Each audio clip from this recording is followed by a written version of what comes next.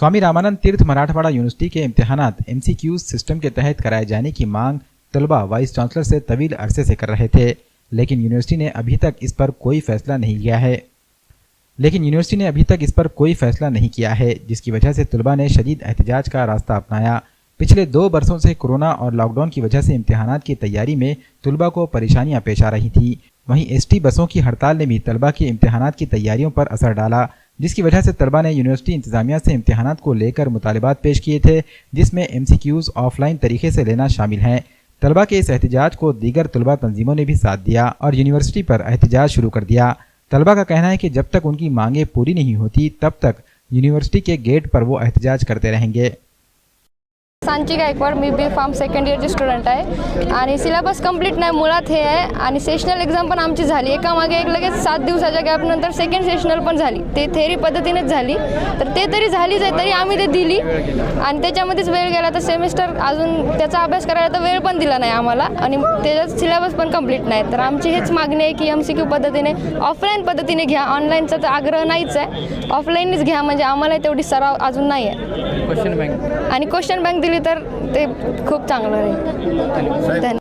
माझे नाव अनुश्री शिंदे, मी pharmacy student आहे। याच्यामध्ये ना 6 महिन्याचा आमचा सिलेबस असतो कंप्लीट करायचा PCIच्या सिलेबस याच्यानुसार, तर त्यांनी 2 ते 2.5 महिन्यात कंप्लीट करून टाकला, म्हणजे कंप्लीट तर सिलेबस झालाच नाही म्हणा, पण 2 ते 2.5 महिन्यातच सगळा कसा सिलेबस कंप्लीट होईल। त्याच्यामध्ये लगेच आमचे थेरी पद्धतीने अगोदर कसं झालं होतं आमचं सगळं ऑनलाईन आणि MCQ पद्धतीने झालं आहे आणि आता लगेच थेरी द्यायचं म्हणलं तर मुलं कुठेतरी मनाला त्यांचा त्रास होतोय की बाबा एक तर सिलेबस मुळात कंप्लीट नाही आहे आणि नंतर थेरी द्यायची तर कशी। मग आता आमची एवढीच मागणी आहे की बाबा आमची MCQ हो आणि त्याच्यासोबत आम्हाला एक क्वेश्चन बँक भेटावं, बस एवढंच।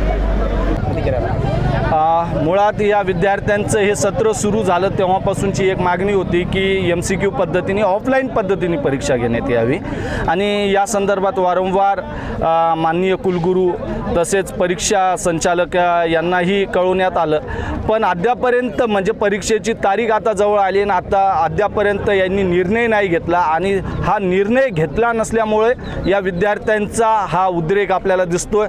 दुसरी गोष्ट, कोरोनाचे 2 वर्ष जे लॉकडाऊनमध्ये गेले ते ऑनलाईन पद्धतीने परीक्षा घेण्यात आल्या, ऑनलाईन पद्धतीने टीचिंग करण्यात आला आणि ऑनलाईन पद्धतीने टीचिंग आणि परीक्षा या दोन्हीमुळे विद्यार्थ्यांचा एकतर सैद्धांतिक मांडणी लिहिण्याचा जो सराव आहे तोच मोडकळीस आलेला आहे।